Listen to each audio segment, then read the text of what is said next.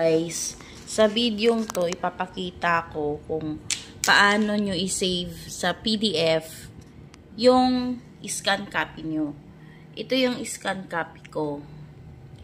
Tapos isi-save ko siya sa style ng PDF.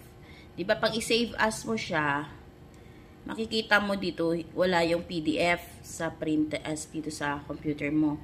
Monochrome, 16 color bitmap, 256 color bitmap, 24 bitmap, JPEG, GIF, TIFF, PNG, and HEIC. Wala yung PDF. Ngayon, paano mo siya isi-save sa PDF? Ganito lang po yung gagawin. File, click File, then click Print, tapos Microsoft, Print to PDF, click Print. Tapos niyan, ayan na, PDF document na, save as type, PDF document na siya. Ilagyan mo lang siya ng file name, then save. Ganun lang po mag-save. Na-save na siya as PDF. Kung nahihirapan kayo dun sa SSS, pag nagpa-file kayo ng disbursement nyo, doon pag nag-upload kayo ng picture, at saka yung